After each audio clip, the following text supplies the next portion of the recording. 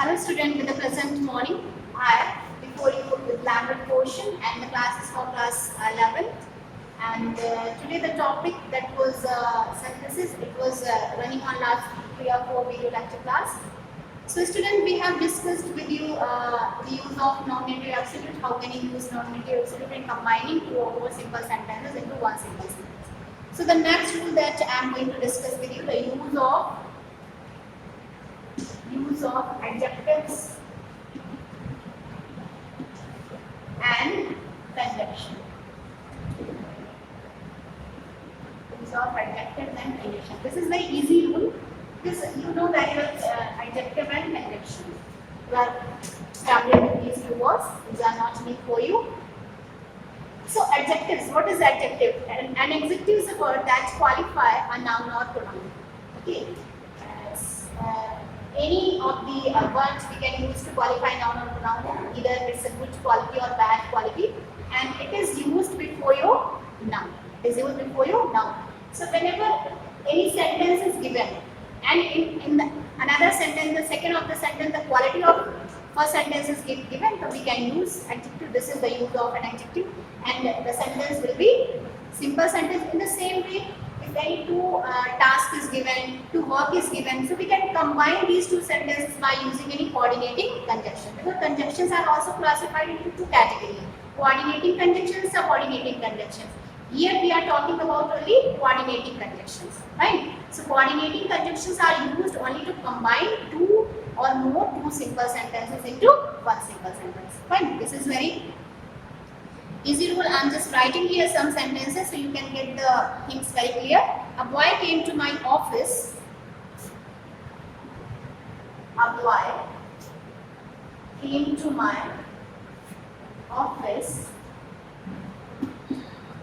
and the boy was blind. Boy was blind. Very simple thing is here, but this is the rule that is given in a portion of the sentences. The boy. The first sentence, the boy is given. He's a noun, and the second sentence, the quality of that noun is given. So you know that an adjective is a word that qualify a noun. So you can use it before. You can use it before your noun. A blind boy. A blind boy came to my office. A blind boy came to my office. So here what is? This one is your adjective. And this one is your verb. That's why we can say it's a simple sentence. Because if we talk about the parts of all the parts of the sentence, so this one is used as an article in the sentence, and this one is your adjective, and this one is your noun, and this one is your main verb, and this one is used as a preposition in the sentence, and this one is used as a possessive case, as authority, as a ownership, and you can say both the sentences are used as a complement of the object, or object in the sentence. Next example before you, the police caught a thief.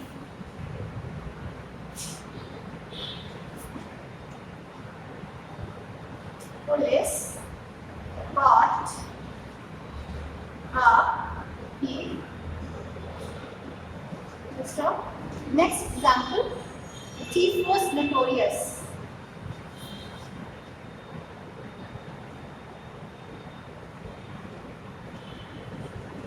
Thief was notorious. So it's already clear to you that the quality of the first sentence is given to the second sentence. You guys use it. The police caught a notorious thief. The police caught a notorious thief. These are the example of using an adjective in the sentence. Now let's see how can we use conjunction in the sentence.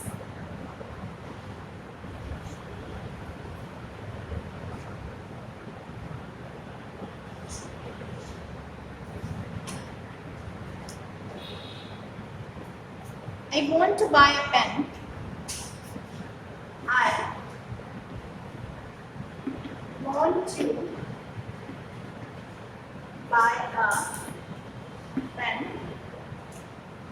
I want to buy a pencil also. I want to buy a pencil also. Right. Next example. Ram went to Kanpur. Ram went to Kanpur. Next one.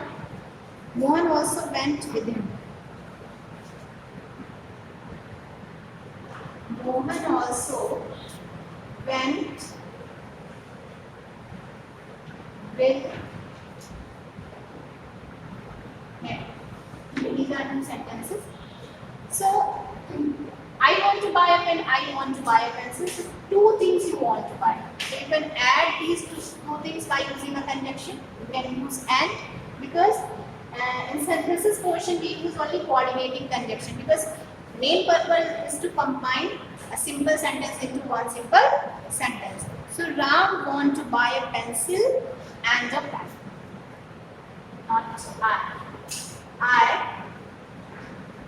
want to buy a pencil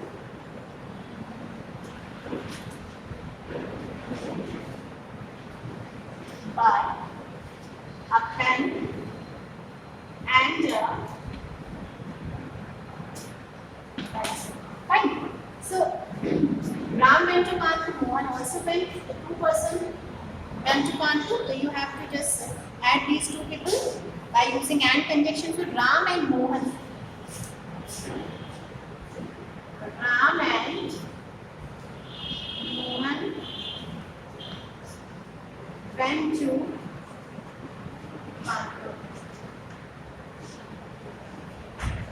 So student, this is the classification, this is just explanation of your using an adjective and conjunction in the sentence. Then after we will see next rule.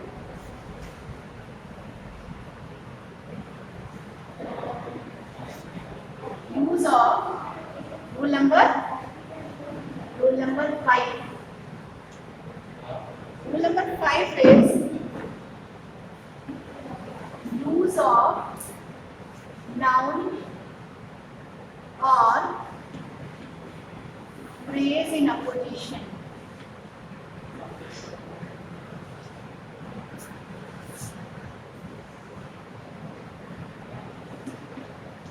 Phrase in apposition. So let's see what's the meaning of this one. So apposition, if we talk about this word, apposition means addition of one word or a group of words to another as an explanation. Okay, this is the meaning of this one. Noun or phrase in apposition. And here we put two or more than noun as a addition. And if we talk about the particular sentence, so suppose that is the sentence, Suresh is a teacher and you have to put a full stop, then after he is very gentle. So here what? Suresh is a noun and the teacher is your noun. So you have to put these two nouns as an addition. Suresh, comma, a teacher, comma, is very gentle. In this way you have to add the sentence. Let's see some example of this one. Ravi was the best boy in the class.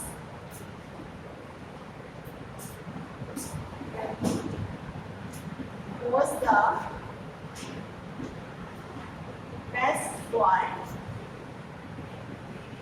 in the class. Stop. He was the monitor. He was the monitor. Okay. So here Ravi is a noun and the monitor, that is also a noun. These two words come together. Okay. So Ravi. Then after you have to put a comma. Ravi, comma, the monitor. Ravi, comma, the monitor, and you have to put another comma, was the best boy in the class. So here what we are using? We are using noun as an addition. Noun as a group of the sentence. Ravi, this one is a noun, this one is also a noun. These two words come together and we have to put two comma in the sentence. Then after we have to write full sentence. This.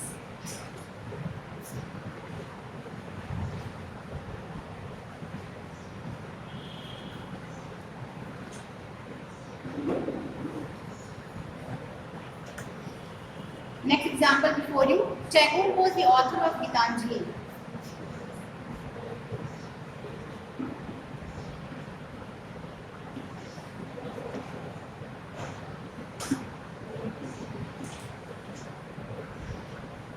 Tagore was the author of the Gitanjali.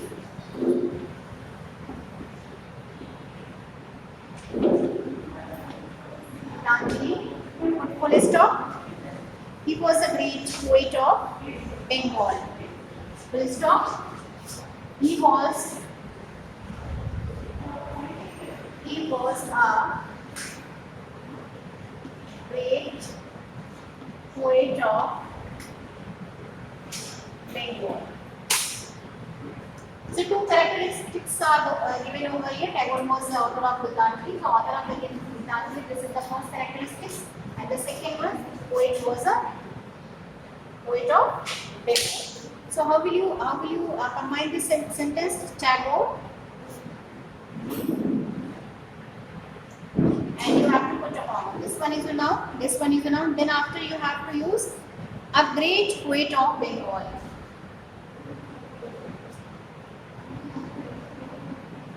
A great poet of Bengal. So if we talk about this one, the maker, great is itself an adjective, but it is used as an addition of the sentence, as a phrase in the sentence. So it is a noun. So this one is a noun and this one is a noun. A great poet of Bengal, and you have to put a comma over here. And then after you have to write was the author of the Gitanjali.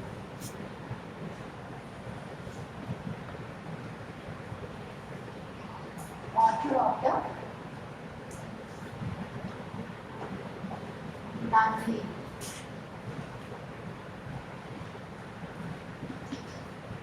You can change this sentence another way. Tagore, comma, the author of the Gitanjali.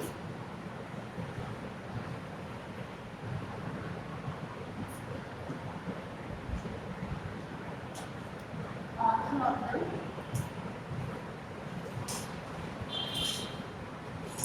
Gitanjali, and they put a comma over here, was a great poet of Bengal. Was a great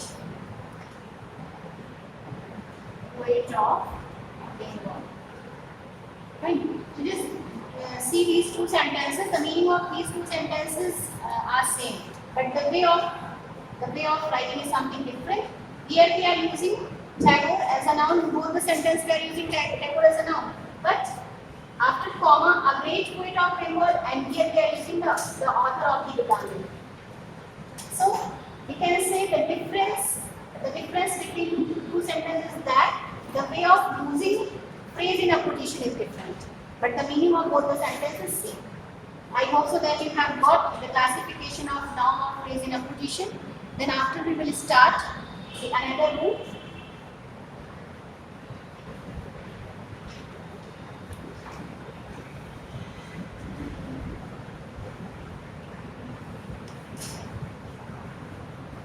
That was your rule number 5.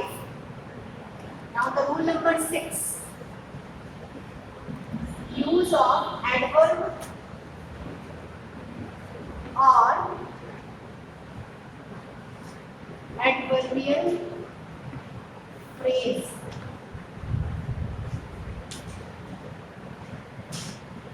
Use of adverb or adverbial phrase. So if we talk about the adverb, so what is an adverb? An adverb is a word that qualify your verb or an adjective. It always qualify your verb and an adjective. Or we can say that it adds something to the meaning of your verb or an adjective. And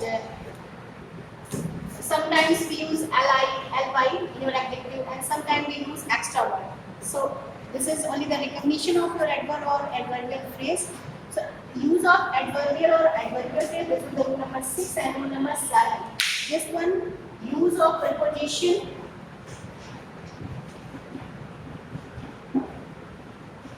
Use of preposition before noun or gerund. Okay. These 2 rules are left. We will discuss these 2 rules in next audio lecture class. 5 rules are completed. So you have to do some exercises related to this one. On page number 23. Page number 23. Exercise 1. Exercise 1 you have to do. This is the participle exercise. 3 parts of the participle.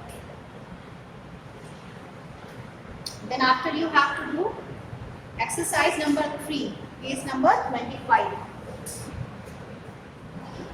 Page number 25. Exercise number 3. So these 2 exercises you have to do on a peer register, and 5 rules are discussed with you. I hope so that you have got all the things very well. Till then, thank you and have a nice day to everyone.